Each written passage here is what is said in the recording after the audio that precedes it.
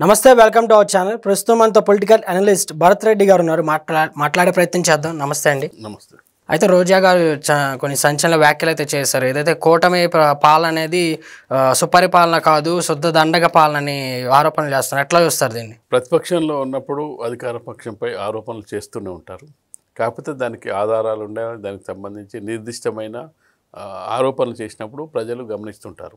ఈ సంవత్సర కాలంలో అసలు ప్రతిపక్షంగా వాళ్ళు వివరించిన తీరు ఏందనేది ముఖ్యం. ఈ సంవత్సర కాలంగా చూసుకున్నట్టయితే వాళ్ళు కేసులు, జైళ్ళు, బెయిళ్ళు దీనికి సంబంధించి వైసీపీ నాయకులు తిరుగుతున్నారు. ప్రజల సమస్యలను ఏనాడు పట్టించుకోలేదు. కూటమి ప్రభుత్వం అధికారంలోకి వచ్చిన నాటి నుంచి ఒక్కొక్కటిగా గత 5 ఏళ్ల కాలంలో ఏమేం చేసింది, అసలు ఏం పథకాలు అమలయ్యాయి, ఏం చేశారు అని తెలుసుకునే ప్రయత్నం చేస్తున్న కూటమి ప్రభుత్వానికి షాకింగ్ల మీద షాకింగ్లు వస్తున్నాయి. భూ కబ్జాలు, భూదందాలు, ఎక్కడ చూసినా వైసీపీ లీడర్లు, ఏ ఆరోపణలు చూసినా వైసీపీ లీడర్లు అందులో ఉండడం, మాజీ మంత్రులుగా పనిచేసిన వాళ్ళు, ఎమ్మెల్యేలుగా పనిచేసిన వాళ్ళు, ఎంపీలుగా పనిచేసిన వాళ్ళు. చంద్రబాబు నాయుడు ఒక దశలో మాట్లాడడం జరిగింది, అసలు వీళ్ళ అక్రమాలు చూసుకుంటే మన రాష్ట్రంలోనే జైలు సరిపోయేటట్టు లేవు, వైసీపీ నాయకుల్ని అరెస్ట్ చేయాలంటే అనే వ్యాఖ్యలు చేయడం ద్వారా ఇంకా ఎంతమంది అంటే పోలీస్ ఇన్ఫర్మేషన్, దర్యాప్తు సంస్థలు చాలా ఇన్ఫర్మేషన్స్ ముఖ్యమంత్రికి అందుబాటులో ఇంటెలిజెన్స్ ఇస్తుంటారు. అవన్నీ బయట పెట్టలేడు. కానీ ఆ మాట అన్నాడంటే ఇంకెంతమంది, ఇప్పటికే ఎవరి పేర్లు వస్తుందో తెలియదు. ఇప్పుడు మన లిక్కర్ స్కామ్ చూసుకున్నట్టయితే 33 మంది దాకా ఇప్పటివరకు ఇన్వాల్వ్ అయినట్టుగా సిట్ దర్యాప్తు బృందంతో తేలింది. భూ కబ్జాలు, భూ అక్రమాలు చూసుకుంటే మాజీ మంత్రులుగా పనిచేసిన వాళ్ళందరూ కూడా అందులో ఇన్వాల్వ్ అయినట్టుగా కనిపిస్తుంది. కాబట్టి రోజా చేసే ఆరోపణలో ఒకటేంటంటే వైసీపీ ఇప్పుడు అంటే వాళ్ళ సస్టైన్కు ఇది చేస్తున్నట్టుగా కనిపిస్తుంది. వాళ్ళకు బతుకు తెరువు సమస్యగా ఉంది. పార్టీని 4 ఏళ్ళు నడిపించాలి, ఇంకా 4 ఏళ్ళు, ఇప్పుడు ఎన్నికలు లేవు, ఇంకో మరొక 4 ఏళ్ళు నడిపించాలంటే ఏ విధంగా నడిపించాలి? ఉన్న కార్యకర్తలు అందరూ కూడా చెల్లా చెదురయ్యే పరిస్థితి కనిపిస్తుంది. నాయకులు ఎవరి దారి చూసుకుంటున్నారు, నాయకులు దారి చూసుకోలేని వాళ్ళు జైల్లోకి వెళ్తున్నారు, లేదంటే బెయిలు లేదంటే కేసులు. ఈ క్రమంలో కార్యకర్తలు కూడా వాళ్ళతో ఉండే పరిస్థితి లేదు. కార్యకర్తలు 4 ఏళ్ళు పోరాడాలి. ఒక ప్రాంతీయ పార్టీకి సంబంధించిన అధికారం కోల్పోయిన తర్వాత ఉన్న అవలక్షణ, అధికారంలో ఉన్నప్పుడు ఏ అవలక్షణం ఉన్నా అవి బయటపడదు. కానీ అధికారం కోల్పోయిన తర్వాత వాళ్ళలో ఉన్న అవలక్షణాలన్నీ కూడా బయటపడుతుంటాయి. కార్యకర్తలు దూరం అవుతుంటారు. రాజకీయ నాయకులు, గతంలో వైసీపీని పొగిడిన నాయకులు తిడుతూ ఉంటారు. నెంబర్ 2 ఉన్న విజయసాయిరెడ్డి పార్టీకి దూరం అవ్వడం జరిగింది. జగన్మోహన్ రెడ్డి మీద విమర్శలు చేయడం జరిగింది. గతంలో మంత్రులుగా పనిచేసిన వాళ్ళు కూడా పార్టీకి దూరం అవ్వడం జరుగుతుంది. కాబట్టి ఇలాంటి పరిస్థితిలో ఉన్న నాయకుల్ని, కార్యకర్తల్ని కాపాడుకోవాలంటే ప్రభుత్వం మీద విమర్శలు చేయాలి. ఎప్పుడైనా కానీ ప్రభుత్వం మీద విమర్శలు చేసినప్పుడు ప్రతిపక్ష పార్టీకి ఒక హోదా లభిస్తుంది అనేది ఒక భావన ఉంటుంది. కానీ కూటమి ప్రభుత్వం ఈ సంవత్సరం కాలంలో నెగిటివ్ కార్యక్రమాలు చేసిందా, ప్రజల్లో వ్యతిరేకత వచ్చిందంటే అంత వ్యతిరేకత రాలేదు, అసలు వ్యతిరేకత రాలేదని చెప్పారు. ఇలాంటి సమయంలో మరి ఏ విధంగా ప్రతిపక్షం ఏ విధంగా మనుగడ సాగించగలుగుతుంది? గతంలో జగన్మోహన్ రెడ్డి చెప్పడం జరిగింది, 150 సీట్లు వచ్చినప్పుడు పొర్లిపోయి వై నాట్ 175 అనడం జరిగింది. వై నాట్ నాకు ఎందుకు రావు 175 సీట్లు అంటే ప్రజలు వై నాట్ 175 కాదు, నీకు 11 సీట్లే అంటగడతామని చెప్పి 11 సీట్లే ఇవ్వలేదు. ఆ 11 సీట్లకు సంబంధించిన ఎమ్మెల్యేలు ఏమన్నా అసెంబ్లీల ప్రభుత్వంపై పోరాడుతున్నారా, లేదంటే వాళ్ళు ఏమన్నా ప్రజల సమస్యలను తీసుకొస్తున్నారంటే మాకు ప్రతిపక్ష హోదా కావాలని చెప్తున్నారు తప్పిస్తే ప్రజా సమస్యల్ని ప్రభుత్వం దృష్టికి తీసుకెళ్లే ప్రయత్నం చేయట్లేదు. రోజా చేస్తున్న ఆరోపణలు, రోజా ఎప్పుడు కూడా వార్తల్లో ఉండడానికి ప్రయత్నం చేస్తుంటారు. గతంలో సినిమా నటిగా ఉన్న సందర్భంగా ప్రెస్ కానీ మిగతా వాళ్ళని కూడా ఆకర్షించడానికి ఆమెకు ఎప్పుడు కూడా ఒక అవకాశం ఉంటుంది. మిగతా వాళ్ళు ప్రెస్ మీట్ పెట్టిన దానికి, తను ప్రెస్ మీట్ పెట్టిన దానికి కొంత మీడియా అట్రాక్ట్ అవుతుంటుంది రోజా చెప్పిందంటే. దాంతోపాటు ఆమె ఒక ఫైర్ బ్రాండ్గా పేరుంది, విమర్శలు ఘాటుగా చేస్తుంది, అవసరమైతే బూతు పదాలు కూడా వాడుతున్న సందర్భాన్ని మనం చూడొచ్చు చాలా సందర్భాల్లో. కాబట్టి మీడియా అట్రాక్షన్, మీడియా అటెన్షన్ ఆమెపై ఉంటుంది. కాబట్టి ఏదైనా ఒక ఆరోపణ చేస్తున్నప్పుడు నిర్దిష్టంగా దానికి సంబంధించిన ఆధారాలను సేకరించి చేసినట్టయితే ప్రజల్లో వాల్యూ ఉంటుంది.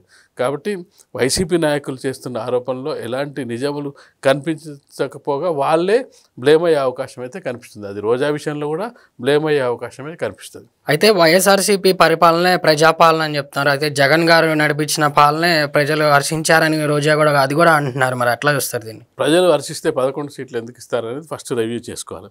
5 ఏళ్ల కాలానికి ఒక ప్రభుత్వానికి 151 సీట్ల నుంచి ఒకవేళ తగ్గితే, ఒకవేళ ప్రజా వ్యతిరేకత ఉంటే సగం సీట్లు తగ్గినాయి అనుకోండి, ఒక 75 సీట్లు 50 సీట్లు, మరీ 11 సీట్లు వచ్చాయంటే ప్రజలు మెచ్చిన పాలన అయితే ఎందుకు వస్తాయనేది ఫస్ట్ వాళ్ళు ఆత్మవిమర్శ చేసుకోవాలి.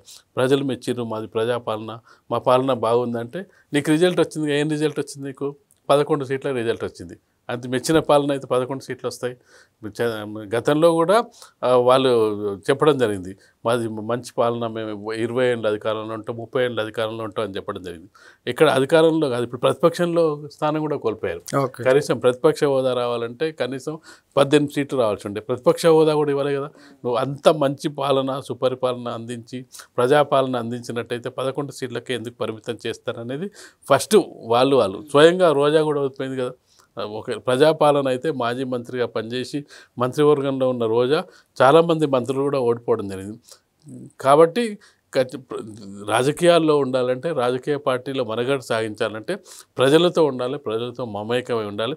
అంటే ఉట్టి ఫాల్స్ ఆరోపణలు చేసి ఏదో ఆరోపణ చేస్తున్నాం, ఒక ప్రభుత్వంపై బురద జల్లుతున్నాం అంటే ప్రజలు నమ్మే స్థితిలో ఉండరు. అది రోజాకైనా వర్తిస్తుంది, వైసీపీ నాయకులందరికీ కూడా అది వర్తించే అవకాశం అయితే కనిపిస్తుంది. అయితే కూటమి సంవత్సరం పాలనలో ఏదైతే చూసాం కదా, ఈ సంవత్సరం పాలనలో కూటమి ఎన్నో అప్పులు చేసింది, రాష్ట్రం అప్పుల బాట పడుతుందని కూడా ఆరోపణలు చేశారు. ఎలా చూస్తారు దీన్ని? అప్పుల బాట పడుతుందంటే గతంలో మీరు ఏ విధంగా అప్పులు తెచ్చారు అనేది కూడా శ్వేతపత్రం విడుదల చేయాల్సి ఉండే. ఎందుకు అప్పులు చేశారు? ఉమ్మడి రాష్ట్రం విడిపోయినప్పుడు అప్పులతోటే విడిపోవడం జరిగింది. కానీ ఇప్పుడు దాన్ని ఏ విధంగా గాడిలో పెట్టాలనే ప్రయత్నం మొదటిసారి అధికారం 2014 నుంచి 19 వరకు రాష్ట్రం విడిపోయిన తర్వాత ఆంధ్రప్రదేశ్ ప్రజలు ఎందుకు చంద్రబాబు నాయుడు గారికి పట్టం కట్టారంటే, గతంలో ఉమ్మడి రాష్ట్రంలో 10 సంవత్సరాలు సీఎంగా చేయడం జరిగింది, ప్రతిపక్ష నాయకుడిగా ఉండడం జరిగింది, పరిపాలన అనుభవం ఉంది. కాబట్టి ఖచ్చితంగా చంద్రబాబు నాయుడు అయితేనే కొత్త రాష్ట్రాన్ని అభివృద్ధి చేసే అవకాశం ఉందని చెప్పి మొదటిసారి, అప్పుడు అంత తెలంగాణ వ్యతిరేకత ఇక్కడ అక్కడ ఆంధ్రప్రదేశ్లో కూడా వ్యతిరేకత అన్ని పార్టీల మీద, ఆంధ్రప్రదేశ్ రాష్ట్రాన్ని విభజిస్తున్నారు, ఏకపక్షంగా విభజించారు అనేది ఆంధ్ర ప్రజల్లో నెలకొని ఉంది. దానికి లెటర్ కూడా టీడీపీ ఇవ్వడం జరిగింది. మిగతా పార్టీలతో పాటుగా విభజనకు మాకేం అభ్యంతరం లేదని చెప్పి టీడీపీతో సహా అన్ని పార్టీలు ఇవ్వడం. అయినప్పటికీ టీడీపీని ఎందుకు నమ్మారంటే, సరే విడిపోతే విడిపోయింది, కనీసం చంద్రబాబు నాయుడు గారు అధికారంలోకి వచ్చినట్టయితే విడిపోయిన రాష్ట్రం బాగుపడుతుంది, విడిపోయిన రాష్ట్రం కొంతవరకు అప్పుల రాష్ట్రం నుంచి బయటపడేస్తారనే ఉద్దేశంతో అతనికి అధికారం ఇవ్వడం జరిగింది. కానీ మధ్యలో 5 ఏళ్ల కాలం పాటు కొంత నాకు ఒక్కసారి ఛాన్స్ ఇవ్వండి, నాకు 25 సీట్లు ఇస్తే నేను పోలవరం సాధిస్తా, స్పెషల్ స్టేటస్ సాధిస్తా, నాకు 25 సీట్లు లేకపోవడం వల్ల నేను సాధించలేకపోయాని చెప్పి జగన్మోహన్ రెడ్డి చాలా సందర్భాల్లో మీటింగ్లో చెప్పడం జరిగింది. అందుకు అనుగుణంగా రాష్ట్ర ప్రజలు స్పెషల్ స్టేటస్ వస్తే మన రాష్ట్రం అభివృద్ధి చెందే అవకాశం ఉంది, చెందుతుందని చెప్పి నమ్మి ఏం చేశారు, దాదాపు 22-23 సీట్లు ఇవ్వడం జరిగింది, ఎంపీ సీట్లు. ఏం చేశాడు? 23 సీట్లు ఇస్తే ఏమైనా పోరాడా? ఏం చెప్పాడు? మన అవసరం లేదు కేంద్ర ప్రభుత్వానికి, అందుకే మనం ఏం చేయలేకపోతున్నాం. కానీ లాస్ట్కి ఏం చేశాడు? ఎంతసేపు నీకు కేంద్ర ప్రభుత్వం దగ్గరికి పోతే తన కేసులు, తన అరెస్టులు, దీనికి సంబంధించి మాట్లాడడం, ఎప్పుడు కూడా రాష్ట్ర ప్రభుత్వానికి పెట్టుబడులు తెచ్చాను. తర్వాత కాలంలో ఏం జరిగింది? తన అధికారంలో ఉన్నప్పుడు వచ్చిన పెట్టుబడులు కూడా వెనక్కి వెళ్ళడం జరిగింది. వీటన్నిటికీ ముందు సమాధానం చెప్పాలి కదా. ఊరికే అప్పుల పాలైందంటే, అసలు రాష్ట్రం అప్పుల నుంచే మనకు చేతికి వచ్చింది, అప్పుల నుంచి. దాన్ని గాడిన పెట్టే ప్రయత్నం కూటమి ప్రభుత్వం చేస్తుందనేది కూడా ఇప్పటివరకు చంద్రబాబు నాయుడు గారు కూడా చెప్పడం జరిగింది. మామూలు సమీక్షల్లో కూడా ఈ ఆర్థిక విధ్వంసానికి సంబంధించి మనం క్రమబద్ధీకరించే పనిలో ఉన్నాం. గతంలో ఎవరైతే నాయకులు వాళ్ళు ఆర్థిక విధ్వంసం చేయడం జరిగింది, భూ ఆక్రమణలు చేయడం జరిగింది, స్కామ్లలో ఇరుక్కోవడం జరిగింది. ఇవన్నీ ఉన్న నేపథ్యంలో ఖచ్చితంగా కూడా మనం దీన్ని గాడిన పెట్టాలనే ప్రయత్నం చేస్తున్నారు. ఈ ప్రయత్నంలో విమర్శలు వస్తూ ఉంటాయి. ఆ విమర్శల్ని కూటమి ప్రభుత్వం పెద్దగా పట్టించుకుంటుందని మనం అనుకోవడానికైతే వీల్లేదు.